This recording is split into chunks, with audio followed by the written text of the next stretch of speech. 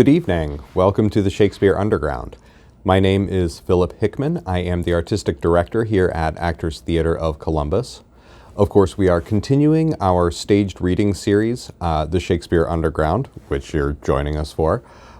We are looking this summer at Shakespeare's Apocrypha, that is to say, plays that may have been written by Shakespeare, or Shakespeare might have had some hand in writing part of them. This play, tonight's play, is called Fair M, the Miller's Daughter of Manchester. It was first performed around 1590. There's no real reason to think that Shakespeare wrote this other than the fact that it was bound in a volume called Shakespeare Volume 1 in King Charles II's library. So a lot of people have considered that to be at least some evidence that Shakespeare may have had something to do with this comedy. Tonight's reading is directed by ROBYN STYPE. Of course, Actors Theatre would like to thank the Greater Columbus Arts Council, the Ohio Arts Council, the Reinberger Foundation, and the Columbus Foundation for sponsoring us. You can look into sponsoring us by becoming a member or by taking classes with us. There are links to those things below the video. And of course, we want to thank our Shakespeare Underground sponsors, Viewtech Ruff HER Realty and Regina Acosta Tobin with Metro Village Realty. All right, thank you so much for joining us. Enjoy the show.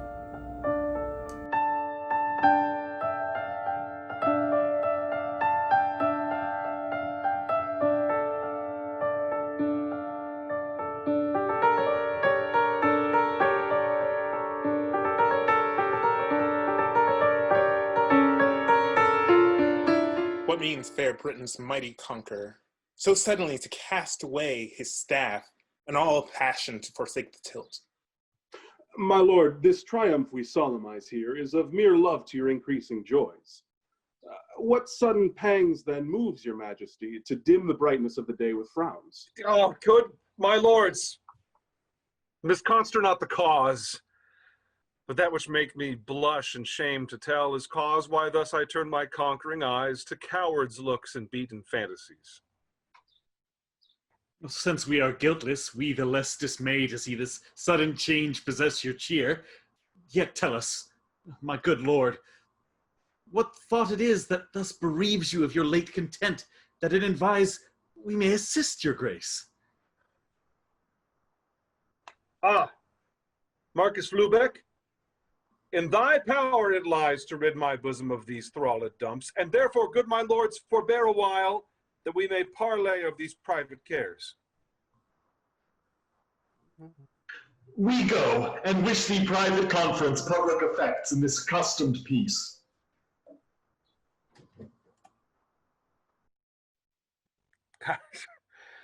Now, Marcus, must a conqueror at arms disclose himself thralled to unarmed thoughts and threatened of a shadow yield to lust?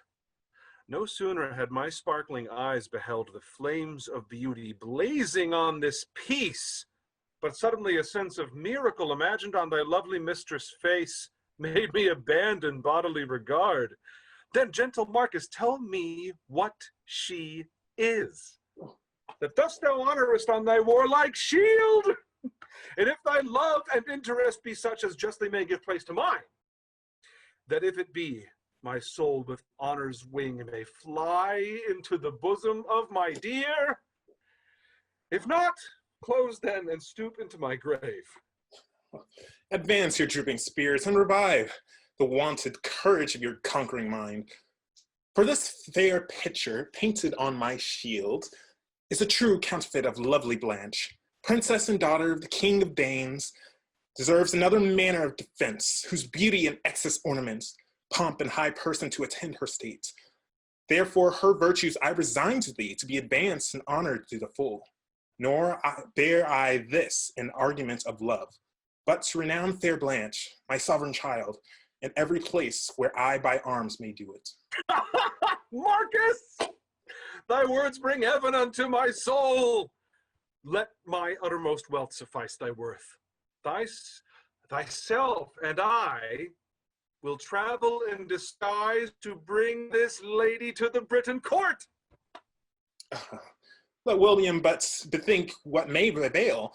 Let me die if I deny my aid. Then thus, the Duke Dirot and Thale de Mark will I leave substitutes to rule my realm, while mighty love forbids my being here. And in the name of Sir Robert of Windsor, will go with thee unto the Danish court.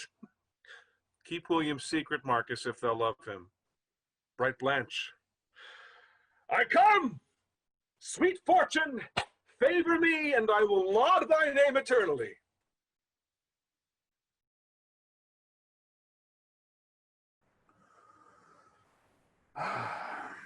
Well, come, daughter.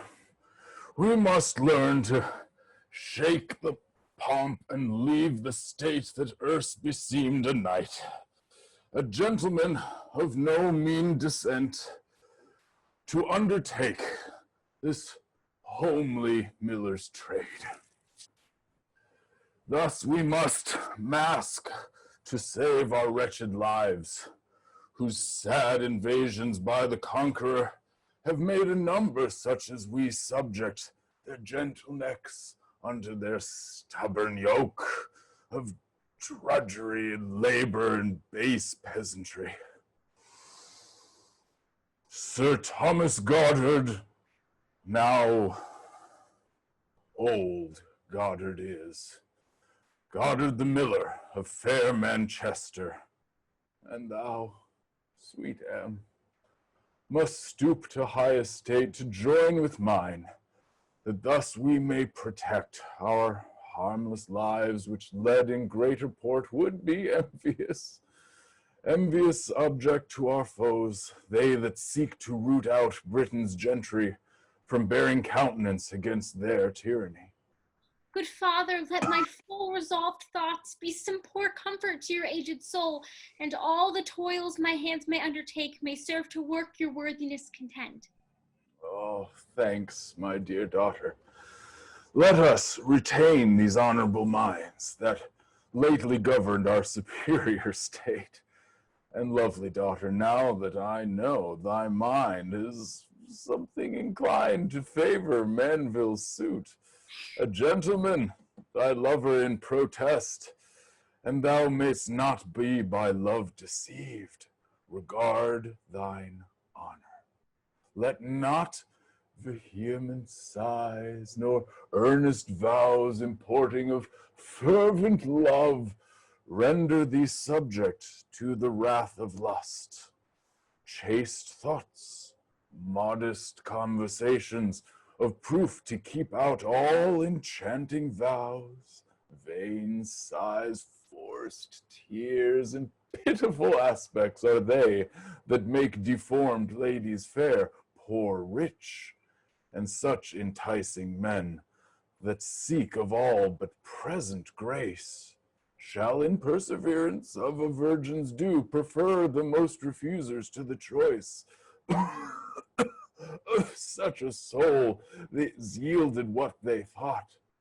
But oh, where is Trotter?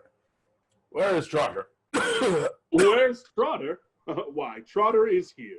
I think you and your daughter go up and down, weeping and lamenting. Oh, how now, Trotter? Why complainest thou so? Why, yonder is a company of young men and maids, keep such a stir for their grist that they would have it before my stones be ready to grind it. But, I faith, I would I could break wind enough backward. You should not tarry for your grist, I warrant you. Oh, content thee, Trotter. I will go and pacify them. I wish you will when I cannot. Why, look, you have a mill. Why, what's your mill without me? Or, rather, mistress, what were I without you? Nay, Trotter, if you fall a chiding, I will give you over. I chide you, dame, to amend you. You are too fine to be a miller's daughter. For if you should but stoop to take up the toll dish, you would have the cramp in your finger at least 10 weeks after. Well said, Trotter. Teach her to play the good housewife, and thou shalt have her for thy wife, if thou canst get her goodwill. Ah, words wherein I see matrimony come loaden with kisses to salute me. Now let me alone to pick the mill, yea, and to make the mill to go with the very force of my love.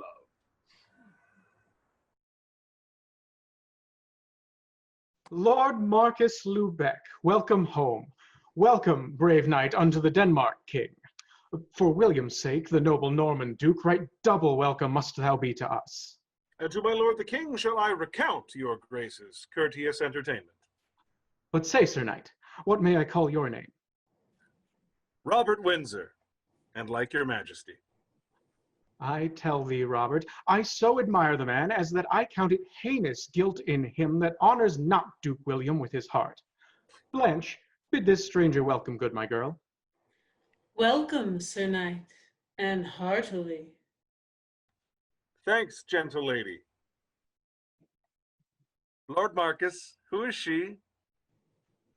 Famous Blanche, daughter to the king, the substance of the shadow that you saw. May this be she for whom I crossed the seas? I am ashamed to think I was so fond. Love her for what? I can no but abide her. Mariana, I have this day received letters from Swathia that lets me understand your ransom is collecting there with speed, and shortly shall be hither sent to us. Not that I find occasion of mislike my entertainment in your grace's court, but that I long to see my native home. And reason have you, madam, for the same. Lord Marcus, I commit unto you the entertainment of Sir Robert here. I thank your highness.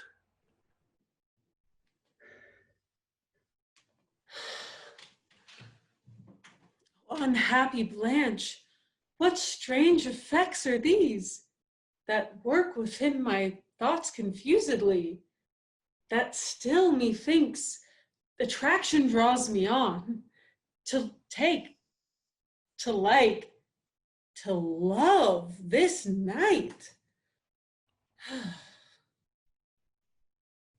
A modest countenance, no heavy sullen look, not very fair, but richly decked with favor, a sweet face, an exceeding dainty hand, a body were it framed of wax by all the cunning artists of the world, it could not be better proportioned. How now, Sir Robert? In a study, man? My lord, there is a certain odd conceit, which on the sudden greatly troubles me. How like you, Blanche? I partly do perceive the little boy hath played the wag with you. The more I look, the more I love to look. Who says that Mariana is not fair? I'll gauge my gauntlet against the envious man that dares avow there liveth her compare. Sir Robert, you mistake your counterfeit. This is the lady which you came to see. Yes, my lord, she is counterfeit indeed, for there is the substance that best contents me. Oh, that is my love. Sir Robert, you do wrong me. As who should say your love were privileged, that none might look upon her but yourself? Why, my lord, am I not of flesh and blood as well as you? Then give me leave to love as well as you. To love, Sir Robert? But whom? Not she I love, nor stand it with the honor my state, to brook caravels with me in my love. So, sir, we are thorough for that lady. Ladies, farewell. Lord Marcus, will you go? I will find a time to speak with her, I trow. With all my heart. Come, ladies, will you walk?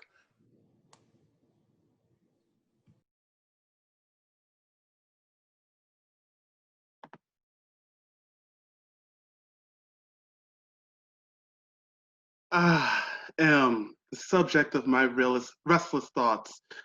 Full, ill as this life becomes heavenly look. A miller's daughter, says the multitude, should not be loved by a gentleman. Yet will I still affect thee as myself, till thou be constant in thy plighted vow. But here comes one, I will listen to his talk. Go, William Conqueror, and seek thy love, whilst I draw back and court my love at home. The miller's daughter of fair Manchester hath bound my feet to this delightsome soil, and from her eyes do dart such golden beams that holds my heart in her subjection. He ruminates on my beloved's choice? But here's another, him I'll listen to. Oh, nature unjust in utterance of thy art, to grace a peasant with a prince's fame. Peasant am I to so misterm my love, although a miller's daughter by her birth, yet may her beauty and her virtues well suffice to hide the blemish of her birth. Go, William Conqueror, and seek thy love, whilst I draw back to court, and court mine own the while. What? Comes he too? Tend to accept my love? Then I thee Manville to forestall such foes. What, now, Lord Valingford? Are you behind? The king had chosen you to go with him. So chose he you. Therefore I marvel much that both of us should linger in this sort. What may the king imagine of our stay? The king may justly think we are to blame, but I imagined I might well be spared, and that no other man had borne my mind. The like did I. In friendship then resolve, what is the cause of your unlooked-for stay? Lord Valingford, I tell thee as a friend, love is the cause why I have stayed behind. Love, my lord? Of whom? M, the miller's daughter of Manchester. But may this be? Why not, my lord? I hope full well you know that love respects no difference of state, so beauty serve to stir affection. But this is it that makes me wonder most, that you and I should be of one conceit, in such a strange and unlikely passion. But is that true? My lord, I hope you do but jest. Would that I did, then my grief were the less. Nay, never grieve. For if the cause be such to join our thoughts in such a sympathy, all envy set aside. Let us agree to yield to either's fortune in this choice. Content, say I, and whatsoe'er befall, shake hands, my lord, and fortune thrive at all.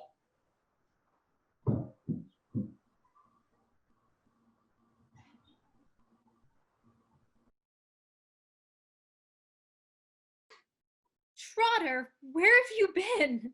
Where have I been? Why, what signifies this? A kerchief, doth it not? And what call you this, I pray? I say it is a urinal?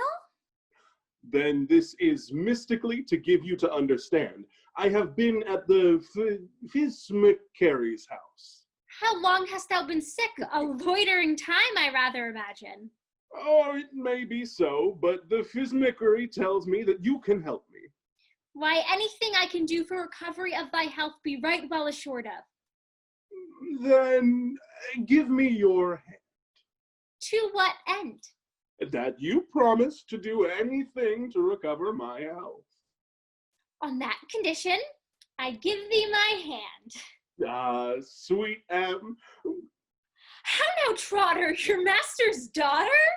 My faith, I aim at the fairest. M, sweet M, fresh as the flower that hath power to wound my heart and ease my smart. Of me, poor thief, in prison bound. So all your rhyme lies on the ground, but what means this?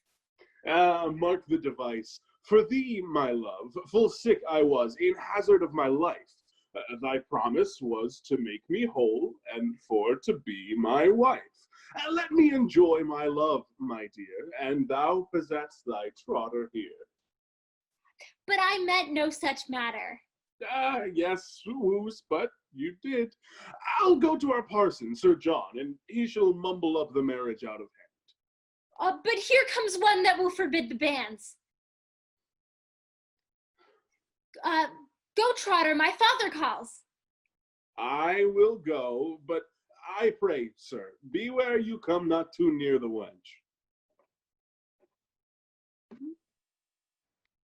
Ah, mistress. Sometime I might have said my love, but time and fortune hath bereaved me of that. Indeed, my manville hath some cause to doubt when such a swain is rival to his love. Ah, were he the man that causeth this mistrust, I should esteem of thee as at the first. But is my love in earnest all the while? Believe me, it is not time to jest, when others' joys what lately I possesses. If touching love my manville charge me thus, unkindly must I take it at his hands, for that my conscience clears me of offense. Was never heard in Manchester before of truer love than hath been betwixt twain. Yet, notwithstanding this, two gentlemen attending on Duke William Monteny and Valingford, as I heard them name, oft times resort to see and to be seen walking the street fast by thy father's door. This, is noted and too much talked on. They say, there goes the miller's daughter's wooers. Ah me, whom must of all it doth concern, to think my love should be rewarded thus, and for thy sake abhor all womankind. May not a maid look upon a man without suspicious judgment of the world? But thou didst more, unconstant as thou art, for with them thou hast talk and conference. May not a maid talk with a man without mistrust? Not with such men suspected amorous. I grieve to see my manville's jealousy. I am faithful love is full of jealousy. So did I love thee true and faithfully, for which I am rewarded most unthankfully. And so away? What, in displeasure gone, and left me such a bitter sweet to gnaw upon? Oh, manville, littlest wottest thou, how near this parting goeth to my heart. And courteous love, whose followers reap reward of hate, disdain, reproach, and infamy. But here comes one of those suspicious men.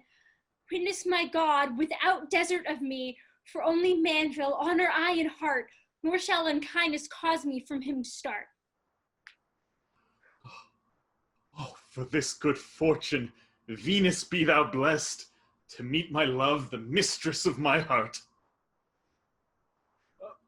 Fair mistress, since my fortune sorts so well, hear you a word. What meaneth this? Nay, stay, fair M. I'm going homeward, sir. Yet stay, sweet love, to whom I must disclose the hidden secrets of a lover's thoughts. The gentleman, your friend, sir, I've not seen him this 4 days at least. What's that to me?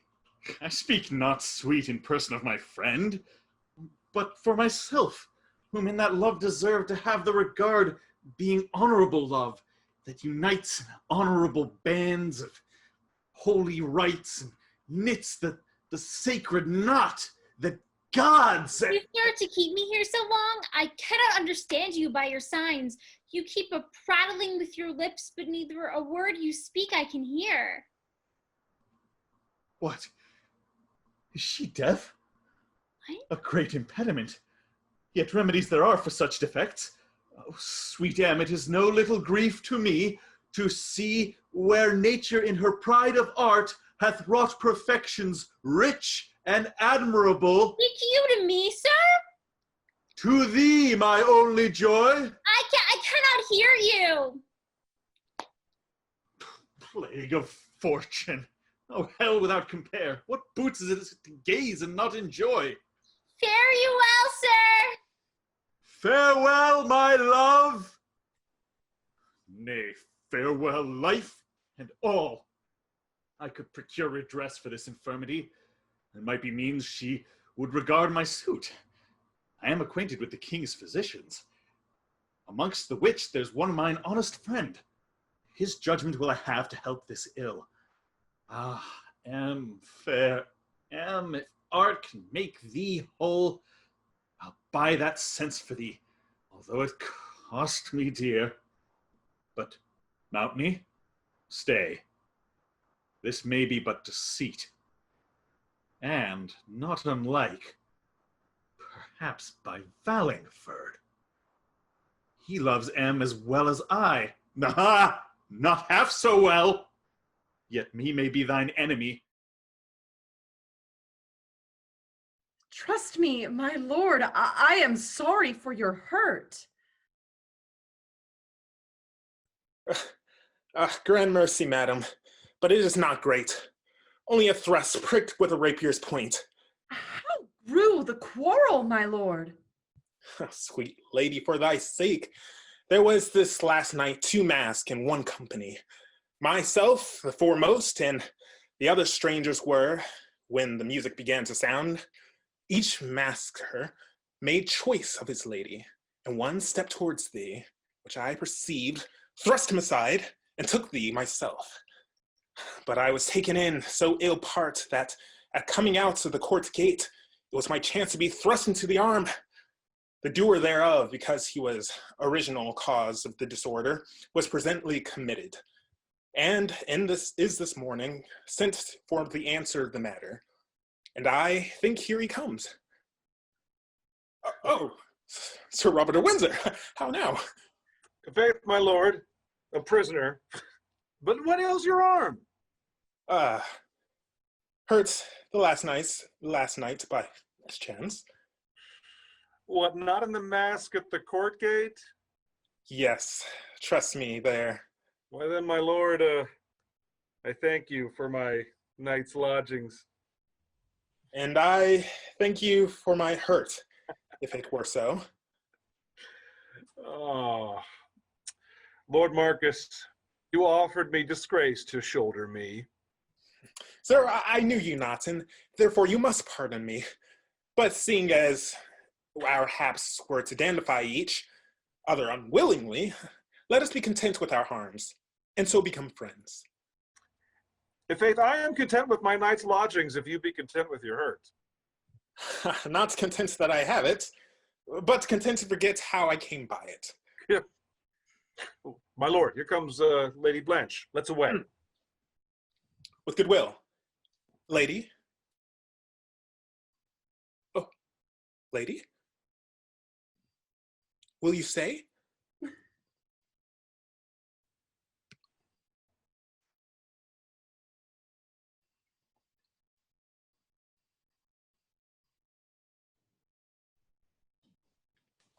Ah, madam.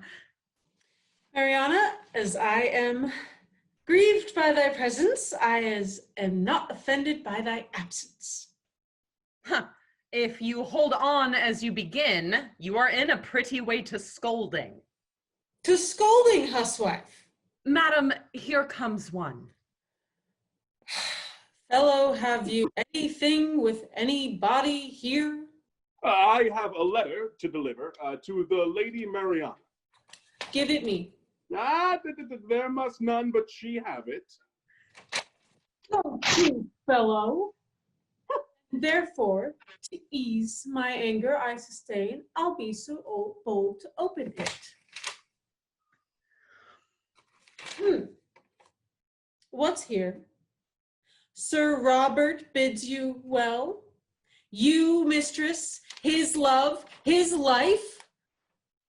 Oh, amorous man, how he entertains his new masters, and bestows on Lubeck, his old friend, a horn nightcap to keep his wit. Madam, though you have discourteously read my letter, yet I pray that you give it to me. Then take it. There, and there, and there. Yet I will gather the pieces, which haply may show me the intent thereof, though not the meaning. Your servant and love, Sir Robert of Windsor, alias William the Conqueror, wishes thee love and happiness. Your servant and love, Sir Robert of Windsor, alias William the Conqueror, wisheth long health and happiness. Were he the monarch of the world, he should not dispossess Lubeck of his love.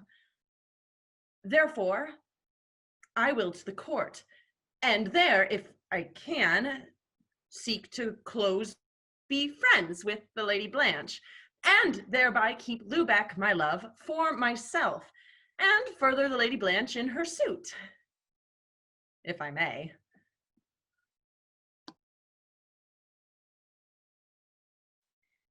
Jealousy, that sharp lover's sight, hath so bewitched my lovely Manville's senses that he misdoubts his that loves his soul.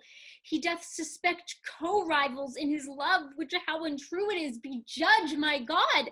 But now, no more. Here cometh Valingford. Shift him off now as thou hast done the other. See how fortune presents me with the hope I looked for. There I am! Who is that? I am Valingford, thy love and friend. I cry mercy, sir, I thought so by your speech. What aileth thy eyes? Oh, blind, sir, blind, stricken blind, by mishap all of a sudden. But is it possible that you should be taken on such a sudden? Infortunate Valingford, to be thus crossed in my love. There am. I am not a little sorry to see this. Yet nevertheless, I am acquainted with a learned physician that will do anything for thee at my request. To him I will resort as concerning the recovery of so excellent a sense. Oh, Lord, sir, and of all the things I cannot abide, physic, the very name therefore to me is odious. No, not the thing that will do thee so much good. Sweet M, hither I came to parley of love, and have the gods so unmercifully thwarted my expectation by dealing so sinisterly with thee, sweet M? And so no more. It fits not me to have respect to such vain fantasies as idle love presents my ears withal. Yet, sweet M, accept this jewel at my hand, which I bestow on thee in token of my love. A jewel, sir? What pleasure can I have in jewels, treasure, or any worldly thing that want my sight that should deserve thereof? Oh, sir, I must leave you. The pain of my eyes is so extreme I cannot stay in a place. I take my leave. Zounds, what a cross is this to my conceit! Valingford, search the depth of this device. Why, may not this be feigned subtlety? By Monteny's invention, to the intent that I should leave off my suit and not any more solicit my love? If I can by any means perceive the effect of this deceit to be procured by his means, friend Monteny, the one of us is like to repent our bargain.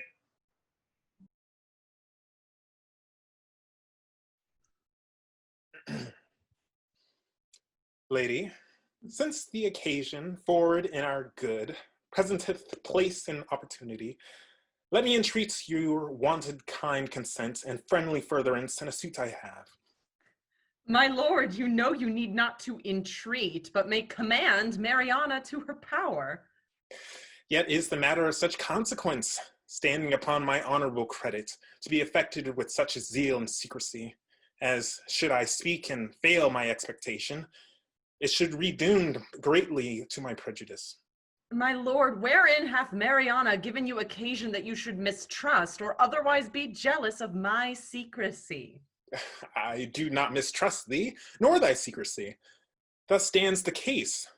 Thou knowest from England hither came with me Robert of Windsor, a noble man at arms, lusty and valiant. In springtime of his years, no marvel then, though he proves amorous, True, my lord. He came to see fair Blanche. No, Mariana, that is not it.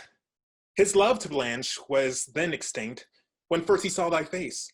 'Tis thee he loves. Thou art only she that is mistress and commander of his thought. Oft I have heard you say you loved me well, yea, sworn the same, and I believed you too. Can this be found in action of good faith, thus to dissemble where you found true love? Mariana, I do not dissemble on my honor, nor fail my faith in thee. But for my friend, for princely William, for him I do entreat, and with thy favor fully do resign to him the claim and interest of my love. Love William, love my friend, and honor me. Born to mishap, myself am only she on whom the sun of fortune never shined. Sweet lady, cease. Let my entreaty serve to pacify the passion of thy grief. But Lubeck regards not Mariana. Even as my life, so I love Mariana. Why do you post me to another then? He is my friend, and I do love my man. Then will Duke William rob me of my love? No, as his life, Mariana, he doth love. Speak for yourself, my lord. Let him alone. So do I, madam. For he and I am one. Then, loving you, do I content you both? And loving him, you shall content us both. Leave off, my lord. Here comes the Lady Blanche. Hard hap to break us of our talk so soon. Sweet Mariana, do remember me. Thy Mariana cannot choose but to remember thee. Mariana, well met. You are very forward in your love. Madam, be it in secret spoken to yourself. If you will but follow the complot I have invented, you will not think me so forward as yourself shall prove fortunate. As how? Madam, as thus. It is not unknown to you that Sir Robert of Windsor, a man that you do not but little esteem, hath long importuned me of love. But rather than I will be found false or unjust to the Marquis Lubeck, I will, as did the constant Lady Penelope, undertake to effect some great task. What of all this? The next time that Sir Robert come to solicit me with love, I will seem to agree, and to conclude, point some place for to meet the man, for my conveyance from the Denmarh court, which, determined upon, he will appoint some certain time for our departure, whereof you, having intelligence, may soon set down a plot to wear the English crown, and then... And what then? If Sir Robert prove a king, and you a queen, what then? Were I assured of the one, as I am persuaded of the other, there is some possibility in it. Oh, but here comes the man. Madam, be gone, and you shall see I will work to your desire and my content.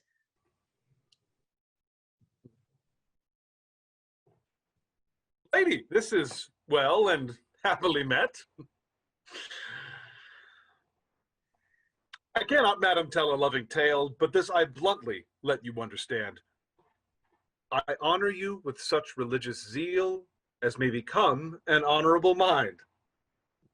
First, what I am, I know you are resolved, for that my friend hath let you to understand that Marquis Lubeck, to whom I am so bound, that whilst I live, I count me only his. Ah, he hath been an earnest spokesman to your cause. And yields, my lady, then, at his request, to grace Duke William with her gracious love? My lord, I am a prisoner, and hard it would be to get me from the court. An easy matter to get you from the court, if case that you will thereto give consent. put case I should, how would you use me then? I have at sea a ship that doth attend, which shall forthwith conduct us into England, where when we are, I will straight marry thee. Oh, but this I think most convenient to mask my face. The better to escape unknown. A good device! Till then, farewell, love. Ah, but this I must entreat your grace. You would not seek by lust unlawfully to wrong my chaste determinations? I hold that man most shameless in his sin that seeks to wrong an honest lady's name. In hope your oath is true, I leave your grace till the appointed time.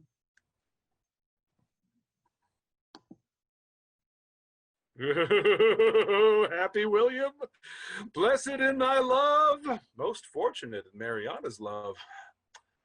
Well, Lubeck, well, this courtesy of thine I will requite, if God permit my life.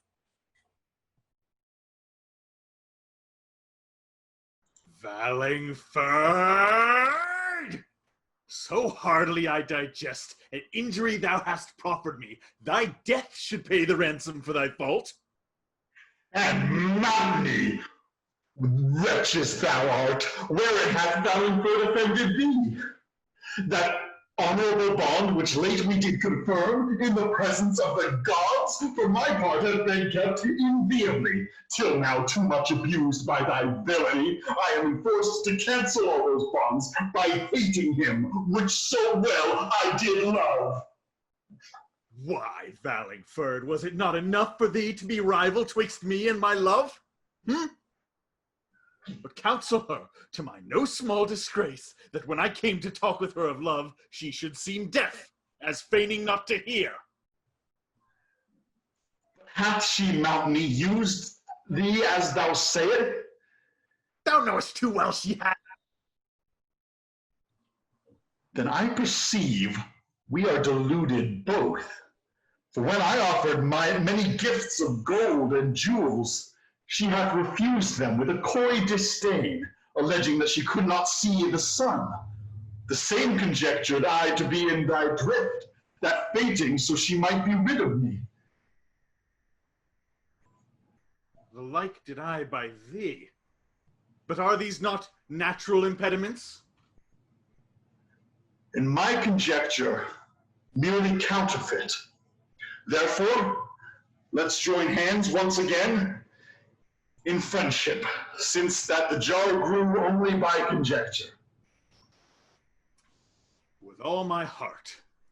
Yet let's try the truth hereof, With right goodwill, we will straight unto her father, and there to learn whether it be so or no.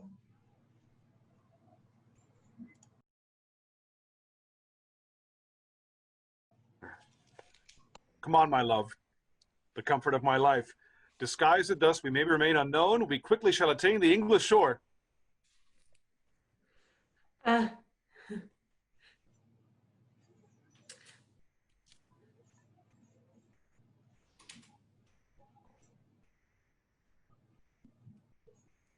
But this I urge you with your former oath.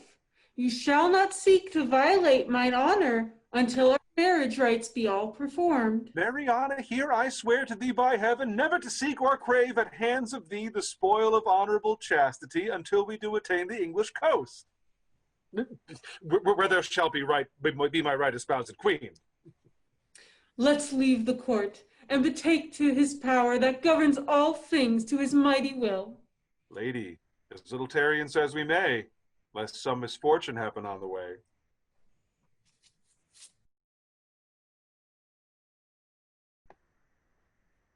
I tell you, sir, it is of no little grief to me that you should so heartily conceit of my daughter, whose honest report was never blotted with any title of defamation. Father Miller, the repair of those gentlemen to your house hath given me great occasion to mislike. As for those gentlemen, I never saw in them any evil entreaty, but should they have proffered it, her chaste mind hath proof enough to prevent it. Those gentlemen are so honest as ever I saw. See, master, here they come. Trotter, call M. Now that they are all here together, I'll have this matter thoroughly debated. Father, well met. We are come here to confer with you. Nay, with his daughter, rather. Thus it is, father. We are come to crave your friendship in a matter. Gentlemen, by the way of courtesy, you shall demand any reasonable thing at my hands. It is given to us to understand that your daughter is suddenly blind and deaf.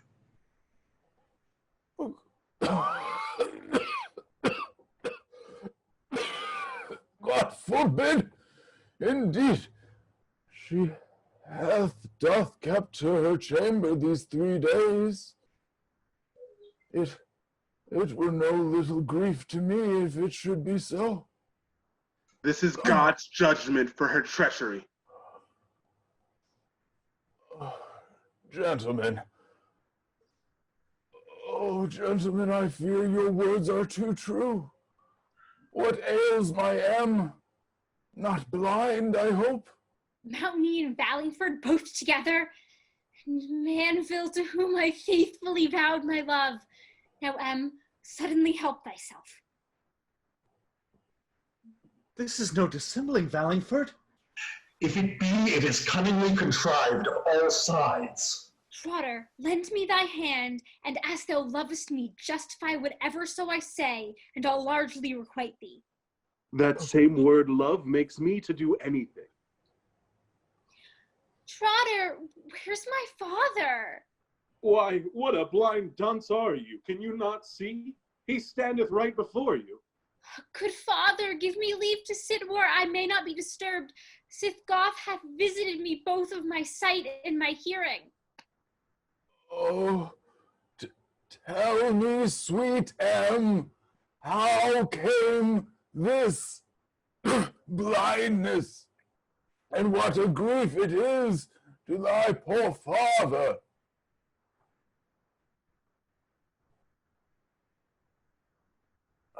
But father, let me not stand as an open gazing stock to everyone, but in a place alone, as fits a character so miserable.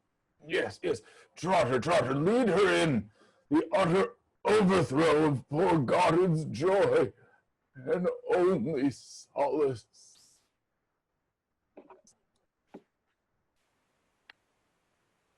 Both blind and deaf? Then she is no wife for me, and glad am I on so good occasion as Hamlet. Now will I away to Chester, and leave these gentlemen to their blind fortune.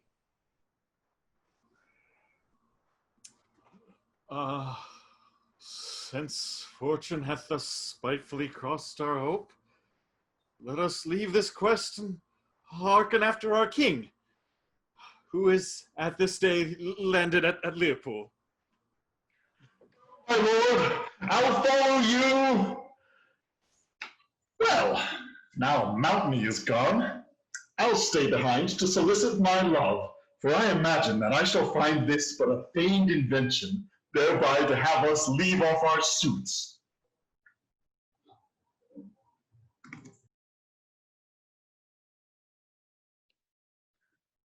Well, Lubeck, well. It is not possible, but you must be consenting to this act. Is this the man so highly you extolled? Since first he came with thee into the court, what entertainment and what countenance he hath received, none better knows than thou. In recompense whereof he quites me well, to steal away fair Mariana, my prisoner, whose ransom, being lately agreed upon, I am deluded of by this escape. Besides, I know not how to answer it when she shall be demanded home to Swathia. My gracious lord, conjecture not, I pray. Highness knows Mariana was my love. It is likely I should know her departure, wherein there is no man injured more than I. That carries reason, Marcus, I confess. Call forth my daughter. Yet I am persuaded that she, poor soul, suspected not her going, for as I hear, she likewise loved the man, which he to blame did not at all regard. My lord, here is the Princess Mariana. It is your daughter is conveyed away. What? My daughter gone? Now, Marcus, your villainy breaks forth. This match is of your making, gentle sir, and you shall dearly know the price thereof. Knew I thereof, or that there was intent, and Robert thus to steal your highness' daughter, let levies and justice presently confound me. Not all the protestations thou canst use shall save thy life. Away with him to prison. And minion, otherwise it cannot be, but you are an agent in this treachery. I will revenge it thoroughly on you both. Away with her to prison. Here's stuff indeed. My daughter stolen away. It booteth not thus to disturb myself, but presently to send to English William, to send me that proud knight of Windsor hither, here in my court to suffer for his shame, or at my pleasure to be punished there, with all that Blanche be sent me home again. Or I shall fetch her unto Windsor's cost. Yea, and William's too, if he deny her me.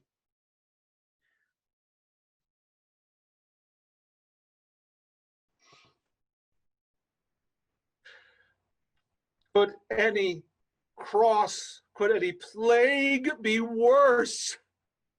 Could heaven or hell, did both conspire in one to afflict my soul, invent a greater scourge than presently I am tormented with? Oh, Mariana, cause of my lament, joy of my heart, and comfort of my life! For thou I breathe my sorrows in the air, and tire myself, or silently I sigh. My sorrow affects my soul with equal passion. Go to, sirrah, put up, it is to small purpose. And villain, hence dare you lay your hands upon your sovereign!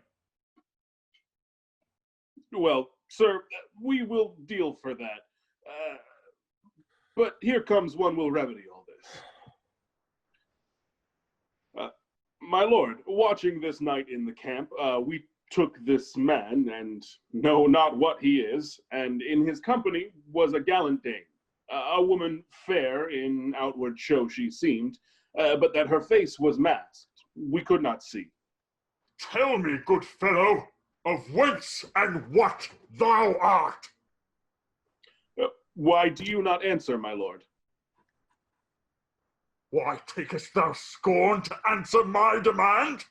Why dost thou neither know, nor hast thou heard, in the absence of the Saxon Duke, Denmarh is his special substitute to punish those that shall offend the law? In knowing this, I know thou art a traitor. Why, Denmarh, knowest thou who I am?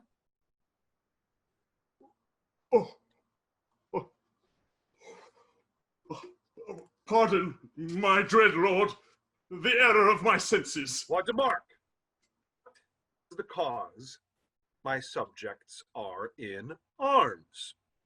Free of my thoughts, my gracious, dread and gracious lord, from only treason to your state and common weal, the only revengement of a private grudge by Lord Dirot lately proffered me.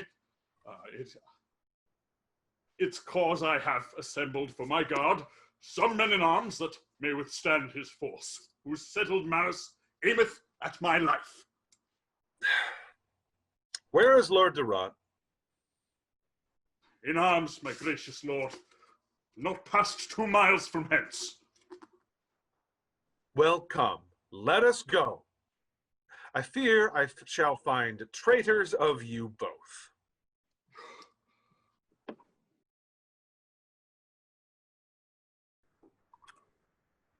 Indeed, sir, It would do very well if you could entreat your father to come hither.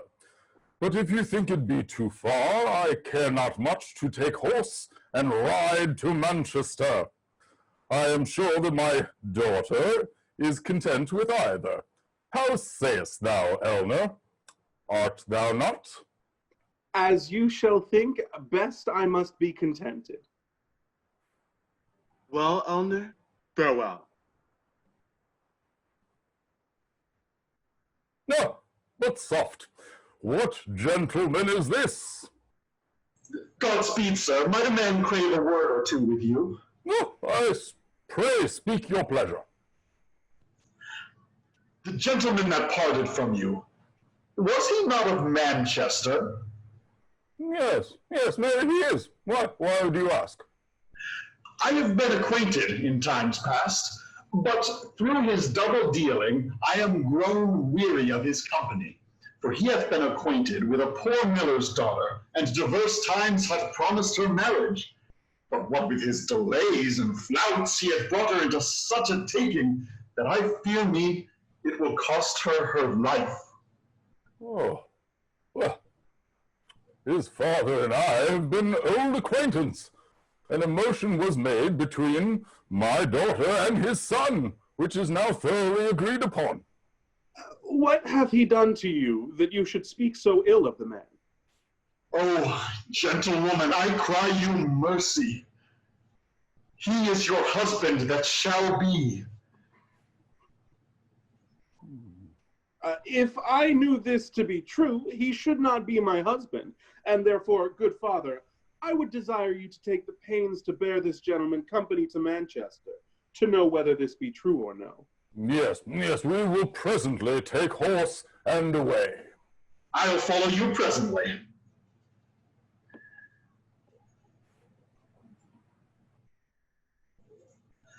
Now I shall be revenged on Manville, and by this means get M to be my wife, and therefore I will straight to her fathers, and inform them both of all that has happened.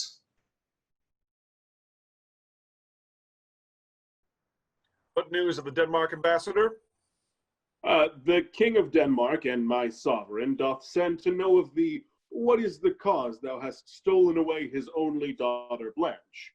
He willeth thee to send his daughter Blanche, or else forthwith he will levy such a host as soon shall fetch her in despite of thee. Ambassador, this answer I return thy king. He willeth me to send his daughter Blanche, saying I conveyed her from the Danish court, that never yet did once as think thereof. As for his menacing and daunting threats, I nil regard him nor his Danish power.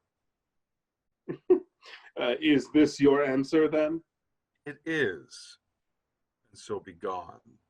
I go, but to your cost.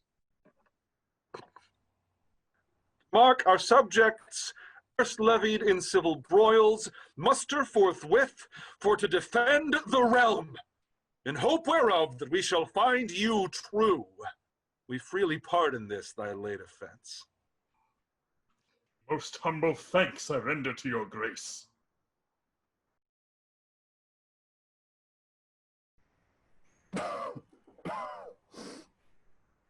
Alas, gentlemen, why should you trouble yourself so much, considering the imperfections of my daughter? Master Manville hath forsaken her, and at Chester shall be married to a man's daughter of no little wealth. But if my daughter knew so much, it would go very near her heart, I fear me. Father Miller, such is the entire affection to your daughter, as no misfortune whatsoever can alter. My fellow Monteny, thou seest, gave quickly over, but I am not so soon to be changed, although I am borne off with scorns and denial. Trust me, sir, I know not what to say. My daughter is not to be compelled by me, but here she comes herself. Speak to her, and spare not. Lord, shall I never be rid of this importune man? Now I must dissemble blindness again. Once more, for thy sake, Manville, thus I am enforced. Father, where are you? Oh, here, sweet Em, here. Answer this gentleman that would so fain enjoy thy love. Where are you, sir? Will you never leave this idle and vain pursuit of love? Is not England stored enough to content you, but you must still trouble the poor, contemptible maid of Manchester? None can content me but the fair maid of Manchester. I perceive love is vainly described, that being blind himself would have you likewise troubled with a blind wife, but neither follow him so much in folly, but love one in whom you may better delight. Father Miller, thy daughter shall have honor by granting me her love. I am a gentleman of King William's court, and no mean man in William's favor. If you be a lord, sir, as you say, you offer both yourself and me great wrong, for lust, not love, leads you into this error. But from the one I will keep me as well as I can, and yield the other to none but my father, as I am bound by duty. Why, fair Em, Manville hath forsaken me, and must at Chester be married. Let thy father speak what credibly he hath heard. Can it be Manville will deal so unkindly to reward my justice with such monstrous ungentleness? Have I dissembled for thy sake, and dost thou requite it? But, father, are you assured of the words he spake were concerning Manville? Oh, in sooth, daughter, I must needs confirm it. Master Manville hath forsaken thee, and at Chester must be married to a man's daughter of no little wealth. Good father, pardon the injury that I have done to you. And you likewise, sir, I pray hold me excused. My love to Manville, thinking he would requite it, hath made me double with my father and you, and many more besides. That enticing speeches should not beguile me, I have made myself deaf to any but to him, and lest any man's person should please me more than his, I've dissembled the want of sight. I perceive my true intent hath wrought mine own sorrow, and seeking by love to be regarded, am cut off with contempt and despised. Tell me, sweet Em, hast thou but feigned all this while for his love that hath so discourteously forsaken thee? Credit me, father, I have told you the truth. Wherefore I desire you and Lord Valingford not to be displeased, but may I live to see that ungrateful man justly rewarded for his treachery. Poor Em would think herself not a little happy. Favor my departing at this instant, for my troubled thought desires to meditate alone in silence.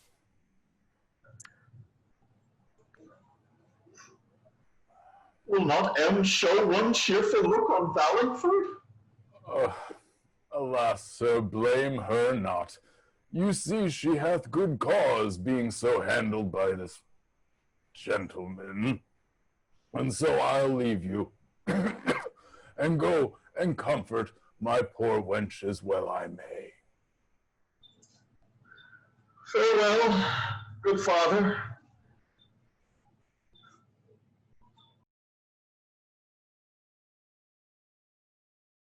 Rosilio? Is this the place where as the Duke William should meet me? It is, and like your grace. See all our men be marshalled for the fight. If William, Duke of Saxons, be the man that by his answer sent us, he would seem, not words but wounds, not parleys but alarms must be the decider of this controversy.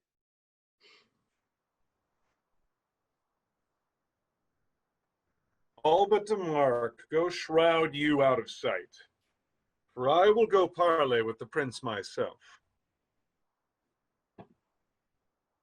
Should Zweno by this parley call you forth, upon intent injuriously to deal, this offereth too much opportunity. No, no, Denmarh, that were a breach against the law of arms. Therefore be gone and leave us here alone.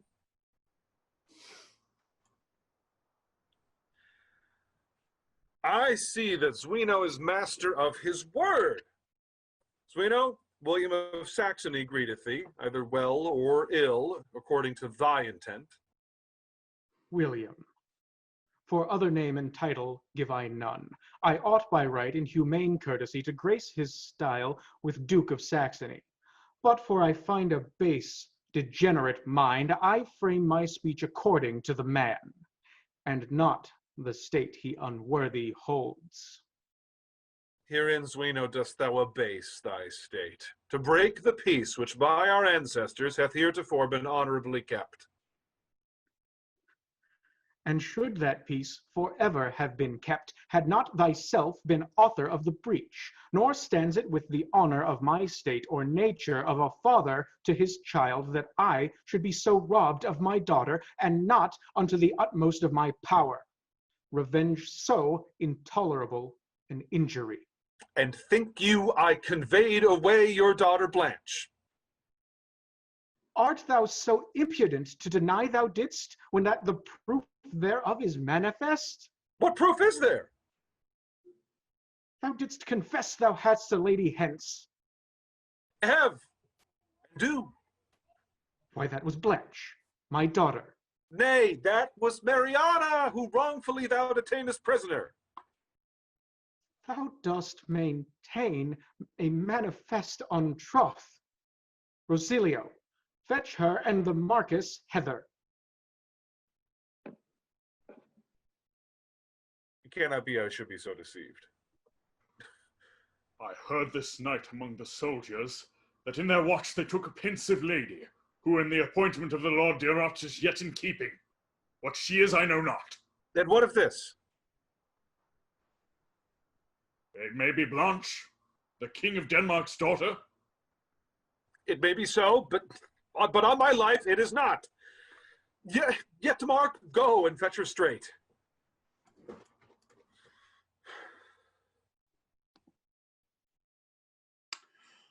Pleaseth your highness, here is the Marquess and Mariana. See here, Duke William, your competitors that were consenting to my daughter's scape. Let them resolve you of the truth herein, and here I vow and solemnly protest that in thy presence they shall lose their heads, unless I hear whereas my daughter is. Oh, Marcus Lubeck, how it grieveth me that for my sake thou shouldst endure these bonds.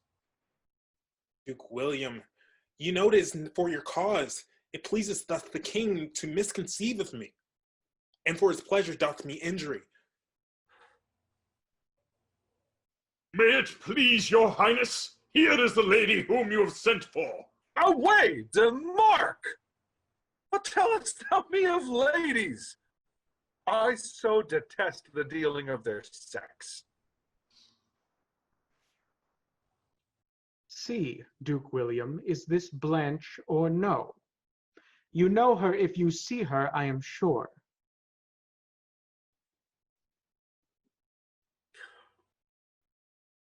Zweno, I was deceived, yea, utterly deceived. Yet this is she, this same is Lady Blanche. And for mine error, here I am content to do whatsoever Zeno shall set down. Cruel Mariana, thus to use the man which loved and honored thee with his heart. When first I came to his highness court, and William, often importing me of love, I did devise, to ease the grief of your daughter, did sustain, he should meet Sir William masked, as I it were. This put in proof did take so good effect, it seems his grace is not resolved, but it was not I which he conveyed away. May this be true? It cannot be but true. Was it Lady Blanche which I conveyed away? Pardon, dear father, my follies that are past, wherein I have neglected my duties, which in reverence I ought to show your grace. For led by love, I thus have gone astray, and now repent of the errors I was in. Stand up, dear daughter. though thy fault deserves for to be punished in the extremest sort, yet love that covers multitude of sins makes love in parents wink at children's faults. Sufficeth, Blanche, thy father loves thee so. Thy follies past he knows, but will not know. And here, Duke William, take my daughter to thy wife, for I am assured she loves thee well. A proper conjunction, as who should say, lately come out of the fire, I would go thrust myself into the flame. I, being free, will never subject myself to any such as she underneath the sun. Refusest thou to take my daughter to thy wife? I tell thee, Duke, this rash denial may bring more mischief on thee than thou canst avoid.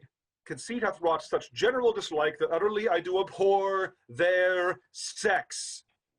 They are all disloyal, unconstant, all unjust. Unconstant knight! There are some that deserve no trust. There are others loyal, faithful, loving, and just.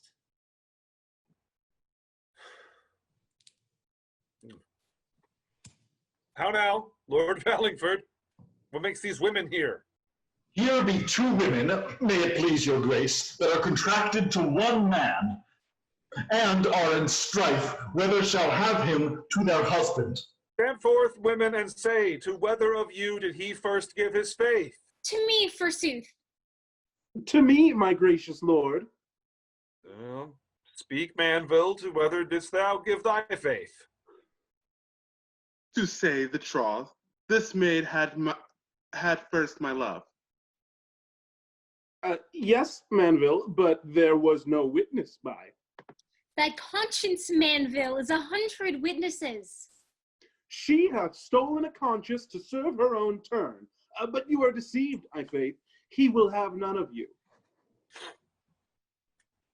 Indeed, dread lord, so dear I held her love, but some impediments which at that instant happened made me forsake her quite. What were the impediments? Why, she could neither hear nor see.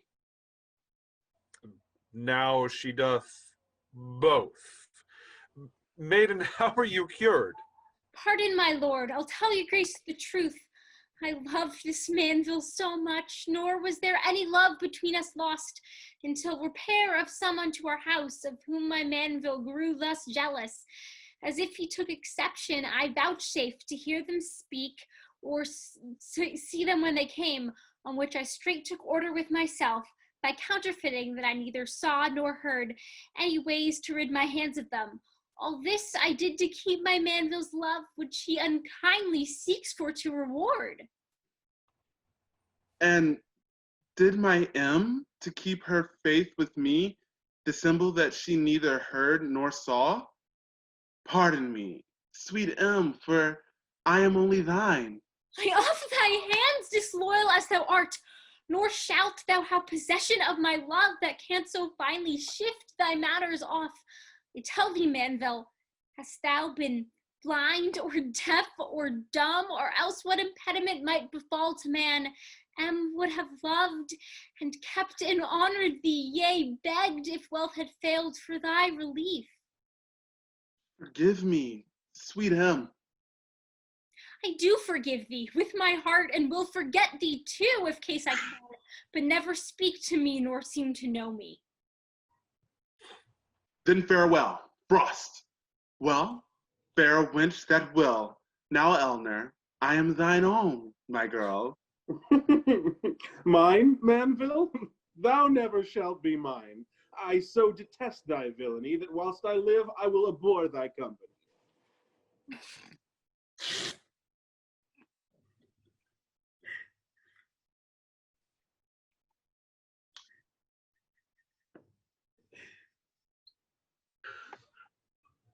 My lord, this gentleman, when time was, stood something in our light.